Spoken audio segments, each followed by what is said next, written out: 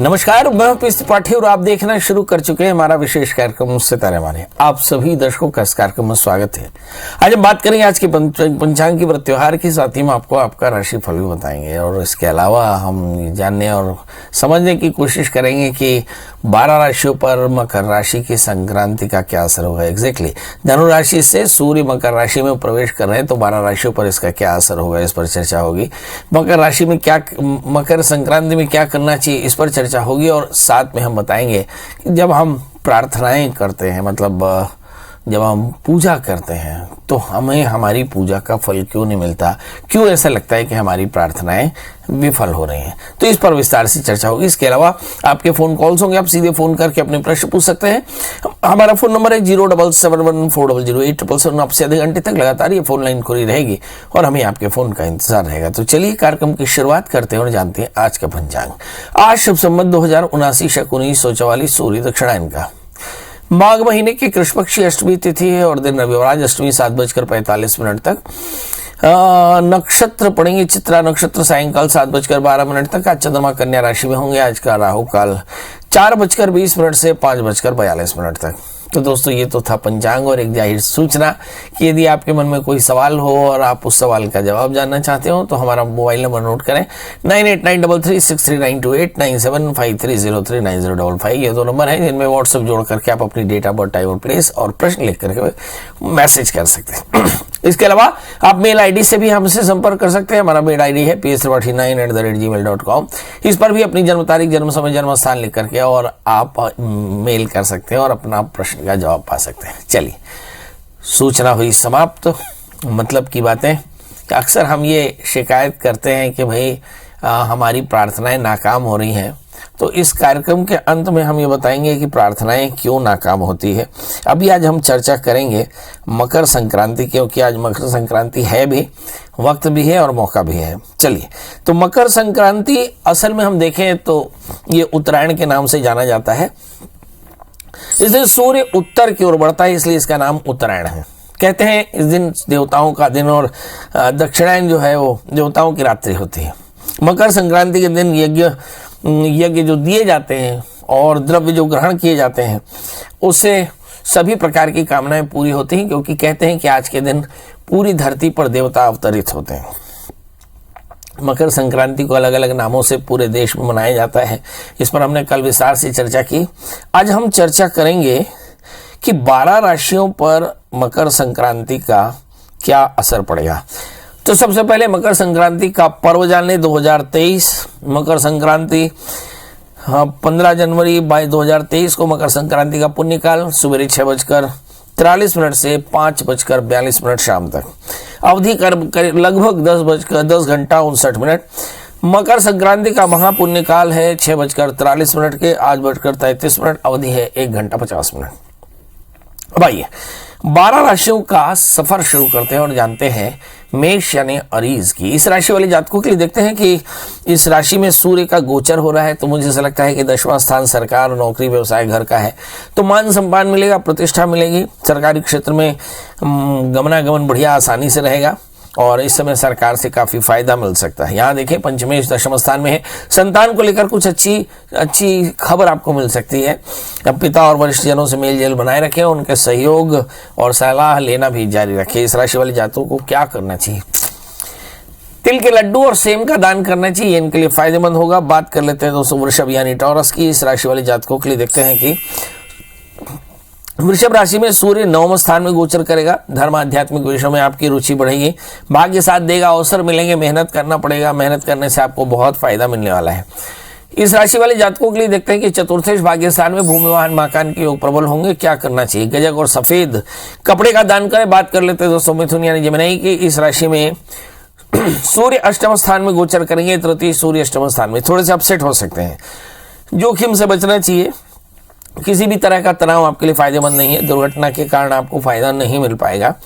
इस समय परिवार के लोगों से रिलेशन बेहतर रखें। तृतीय 6वें स्थान में किसी प्रकार के व्यसन से बचना चाहिए। दाम्पत्य जीवन में भी सभी प्रकार के एसोसिएट्स के साथ में आपके रिलेशन खराब हो सकते हैं। करना क्या चाहिए? इस राशि वाले जातकों को भी तिल की मिठाई का दान करना चाहिए। बात कर लेते हैं दोस्तों कर्क यानी कैंसर की। इस राशि में हम देखें कि सूर्य एग्जैक्टली 7वें में भ्रमण कर रहे हैं। कर्क राशि वाले लोगों को थोड़ा संभल कर रहना होगा। आप सूर्य को अर्घ्य दें, आदित्य हृदय सूत्र का पाठ करें। एग्जैक्टली आप देखें कि 7वें स्थान में सूर्य है। साझेदारी एंड एसोसिएशन में थोड़ी प्रॉब्लम आ सकती है। ये लाइफ पार्टनर के साथ भी टेंशन हो सकती है, दोस्तों के साथ भी टेंशन हो सकती है। यदि आप पार्टनरशिप बिजनेस में हो तो उसमें भी टेंशन हो सकती है। रोजमर्रा के काम समय पर नहीं होने के कारण आप थोड़े से परेशान हो सकते हैं। आपकी सेहत पर भी सूर्य का असर हो सकता है। क्या करें? दवाइयों का दान करें और नारियल और तिल से बने लड्डुओं का भोजन कराएं, मतलब लोगों को दान दें तो आज के दिन बेहतर। और अब बात कर लेते हैं दोस्तों सिंह यानी लियो की, जिसके 6ठे स्थान में सूर्य भ्रमण कर रहे हैं। याद रखें कि लग्नेश अगर 6ठे स्थान में हो तो ऋण, रोग, व्याधि, शत्रुता ये बढ़ती है। इसमें धन हानि, टेंशन, अनिद्रा से आप परेशान हो सकते हैं। सूर्य के 6ठे होने के कारण विवाद भी हो सकता है। शासकीय कामकाज में फायदा हो सकता है। इस समय सेहत को लेकर थोड़ी चिंतित हो सकते हैं। लाल चंदन का तिलक लगाएं और साथ में तिल, गुड़ और खिचड़ी का दान करें तो ये संक्रांति बेहतर होगी। बात कर लेते हैं दोस्तों कन्या राशि की।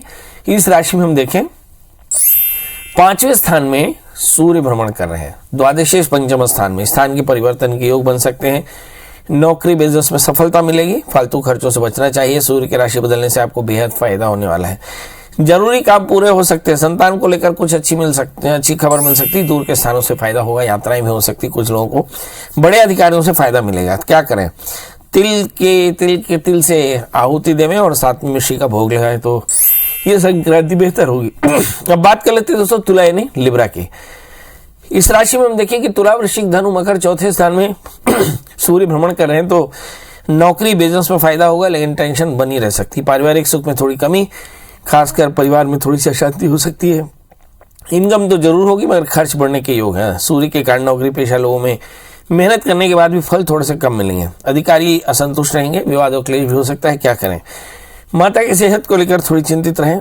लाल कपड़े का दान करें और साथ में तिल, गुड़ का भी दान करें तो फायदा होगा। बात कर लेते हैं दोस्तों वृश्चिक यानी स्कॉर्पियो की। इस राशि वाले जातकों के लिए देखते हैं कि नौकरी पेशा लोगों को प्रमोशन की परिस्थितियां बन सकती हैं। इनकम बढ़ने के योग है। एग्जैक्टली हम देखें तो यहाँ पर जो बिजनेस में बड़े फायदे हो सकते हैं, लाभ के योग दिखाई पड़ते हैं। मेहनत से बहुत फायदा होगा। सोचे हुए काम पूरे होंगे। कर्ज से छुटकारा मिलेगा। क्या करना चाहिए? तांबे के बर्तन में जल डाल करके सूर्य को अर्घ्य दे, तिल, गुड़ का दान करें तो फायदा होगा। बात कर लेते हैं दोस्तों धनु यानी सिस्टीरियस की। सूर्य का राशि परिवर्तन आपके जीवन में विवाद दे सकता है, क्योंकि एग्जैक्टली हम देखें दूसरे स्थान में सूर्य है। सेहत के मामले में भी थोड़ा सावधान रहना पड़ेगा। गलत कामों उलझ सकते हैं। आंखों और सिर का दर्द हो सकता है। काम में मन नहीं लगेगा। गलत फैसले ले सकते हैं। सावधान रहें। अगर आप भगवान विष्णु के मंदिर में तिल का दान करें तो फायदा होगा। बात कर लेते हैं दोस्तों मकर यानी कैप्रिकॉर्न्स की। इस राशि में सूर्य आपको सेहत संबंधी परेशानी दे सकता है एकदम, क्योंकि अष्टमेश है। बेवजह की वादों में फंस सकते हैं। दाम्पत्य जीवन में भी थोड़ा सा फ्लक्चुएशन आ सकता है। रोजगार के काम में थोड़ी रुकावटें आ सकती हैं। सूर्य के कारण भी गलत निर्णय लिए जा सकते हैं। विवाद की संभावनाएं बहुत ज्यादा बढ़ रही। पिता और अधिकारियों से, फैंस के साथ आपके रिलेशंस खराब हो सकते हैं। इसके लिए आपको चाहिए कि तिल का दान करें, गरीबों को कपड़े का दान करें तो फायदा होगा। बात कर लेते हैं दोस्तों कुंभ राशि की। एग्जैक्टली देखिए सूर्य यहाँ 12वें स्थान में भ्रमण कर रहे हैं। सूर्य सप्तम शुक्र 12वें स्थान में, एक तरह का मार्केश है। तो सूर्य की राशि परिवर्तन से थोड़ी सावधानी रखनी होगी। विवादों में उलझ सकते हैं। तनाव बढ़ सकता है। अचानक धारानी की संभावनाएं भी होंगी। नौकरी और बिजनेस में रुकावटें आ सकती हैं। नए कामों में देरी होने की पूरी संभावना है। फालतू खर्च बढ़ सकते हैं। और मुझे ऐसा लगता है कि भगवान शिव का पूजन करना आपके लिए समाधान। और बात कर लेते हैं दोस्तों मीन राशि की। इस राशि में हम देखते हैं कि सूर्य 11वें स्थान में भ्रमण कर रहे हैं। यहाँ पर ध्यान रखने की बात है कि सूर्य यहाँ पे रोगेश होकर के 11वें स्थान में है। तो इस राशि वाले जातकों को अचानक धन का लाभ हो सकता है। ऋण बढ़ सकते हैं। कुछ बड़े काम पूरे हो सकते हैं। रुके हुए काम बेहतर होंगे। बिजनेस में बड़ा फायदा हो सकता है। दुश्मनों पर विजय मिल सकती है। इस समय घर, परिवार और समाज में मान सम्मान बढ़ेगा। सेहत में सुधार होगा। चने का दाल और गुड़ का दान करें तो आपको और बेहतर फल मिलेगा। तो चलिए, ये तो था मेष से लेकर मीन राशि का हाल कि संक्रांति में सबको क्या क्या हासिल होने वाला है और किसको क्या करना है। चर्चा कर रहे हैं हम मकर संक्रांति की और अपने इष्ट की प्रार्थना की असफलता की। यदि हम अपनी प्रार्थनाओं में दूसरे का अहित, बुजुर्गों का अपमान, देश का हित, कानून का उल्लंघन या कुछ ऐसा मांगते हैं जो नैतिक नहीं है, तो आपकी प्रार्थनाएं बिल्कुल साबित नहीं होती, आपकी प्रार्थनाएं आपको मिलती नहीं है, प्रार्थनाएं आपकी स्वीकार नहीं होती। इसलिए यदि आप प्रार्थनाएं करते हो तो इन बातों का एकदम ध्यान रखें कि एक आप प्रार्थना उसी जगह पर कहें, यानी इबादत वहीं पर करें जहां पर आप रोज करते हैं। सही समय पर करें, कोशिश करें एक दिया जला लें, एक साफ रोटी में पानी रख लें और आहार का संयम रखें, व्यवहार का संयम रखें, लोगों के प्रति मन में श्रद्धा भाव रखें, माता पिता का सम्मान करें और किसी का नुकसान करने वाली प्रार्थना बिल्कुल भी ना करें। कई बार हम अतार्किक प्रार्थना करते हैं, ये भी बेहतर नहीं होता। और प्रार्थना करते समय आपके जीवन में थोड़ी सावधानी होनी चाहिए। एक भोजी भूमिशाई भूत्वा ब्रह्म परशुचि। प्रार्थना सरल तो, साफ हो, आसानी से बोली जा सके, आसानी से समझी जा सके और शांत वातावरण हो। कोशिश करें कि जब एटमॉस्फेरिक टेम्परेचर कम हो आपके बॉडी के टेम्परेचर से, उस समय प्रार्थना करनी चाहिए, क्योंकि प्रार्थना से बहुत सारी एनर्जी आपके बॉडी में एडॉप्ट होती है। तो ऐसी स्थिति में थोड़ी गर्मी का ध्यान रखना चाहिए, मतलब ठंड हो और ब्राह्म मुहूर्त हो, संध्या काल हो, तो वहीं करना चाहिए। चलिए, तो प्रार्थना के बारे में आपको अच्छे से जानकारी हो गई। बात कर लेते हैं पिंटू जी से। पिंटू जी, आपका बहुत बहुत स्वागत है। मकर संक्रांति की ढेर सारी शुभकामनाएं। बताएं क्या जानना चाहते हैं पिंटू जी? क्या मेरी आवाज मिल रही है? हाँ जी, हाँ। बताइए फटाफट डेट ऑफ बर्थ। मैं 1 जुलाई 1989। हाँ। सुबह 7 बजे, राजनांदगांव। ये है किसका? मेरा है। आपका है जी। क्या जानना चाहती हैं? मेरे ससुराल वाले दुर्ग जिले में कुछ जमीन लेना चाह रहे हैं मेरे नाम से। पंडित जी, मतलब उन लोग सक्सेसफुल होंगे कि नहीं? बहुत बढ़िया। आपको जमीन लेना है, क्या जमीन आपको मिल पाएगी? आपका जन्मलग्न कर्क राशि वृषभ है और इस समय बृहस्पति 11वें स्थान में, तो मुझे ऐसा लगता है कि निश्चित तौर पर बहुत जल्दी आपकी जमीन आपको मिल जाएगी। बिल्कुल चिंता करने की जरूरत नहीं, आने वाले 3 महीने के भीतर ही ये जमीन खरीदी जा सकती है। पर याद रखें, इससे ज़्यादा इसे एक्सटेंड नहीं करिएगा, क्योंकि थोड़ी परेशानी हो सकती है। क्या करना चाहिए?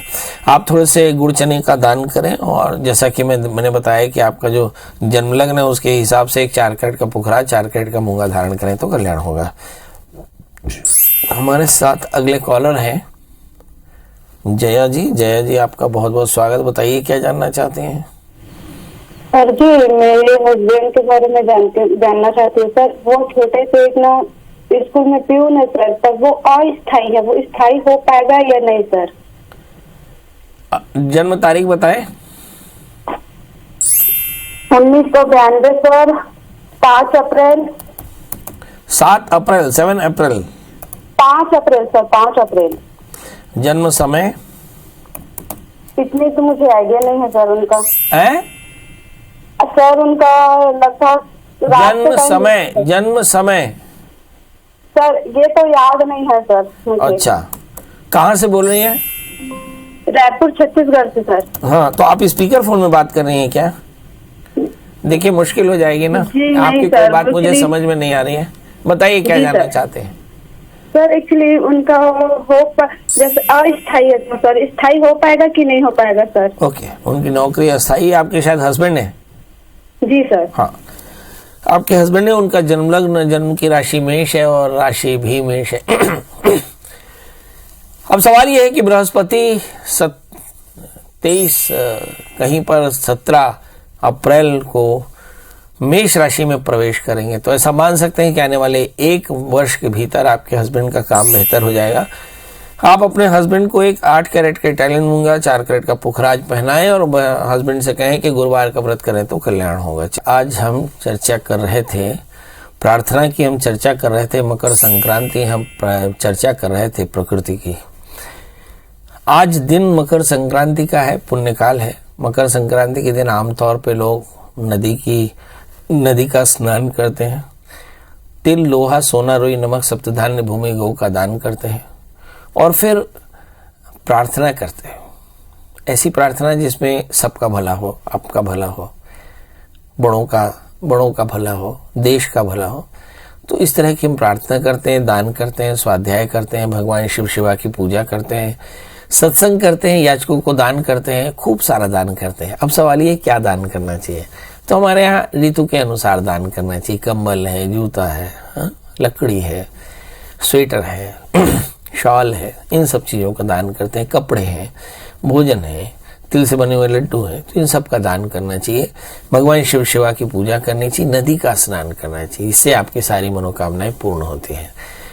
और जाप करते समय, प्रार्थना करते समय हमेशा संसार के कल्याण की कामना करनी चाहिए और आहार का संयम रखना चाहिए, व्रत के नियमों का पालन करना चाहिए। ऐसा करने से आपकी प्रार्थना स्वीकार होती है। चलिए अब आज के लिए बस इतना ही, कल हम फिर हाजिर होंगे, मगर जाते जाते वही एक बात कि इसके बाद भी आपके मन में उठ रहे सवालों का क्या करिएगा। गूगल में सर्च करिए प्रियांशु त्रिपाठी, पंडित जी का नंबर हासिल करिए और उन नंबरों को व्हाट्सएप से जोड़ दीजिए। हमारा नंबर है 9893363928, 9753039055 या फिर pstripathi9@gmail.com। इस पे अपनी डेट ऑफ बर्थ, टाइम और प्लेस लिख करके अपना प्रश्न लिख भेजें। बहुत जल्दी आपके प्रश्न का जवाब आपको मिल जाएगा। दोस्तों आज के लिए बस इतना ही, कल हम फिर मिलेंगे किसी नए विषय के साथ। तब तक मुझे दीजिए इजाजत, नमस्कार।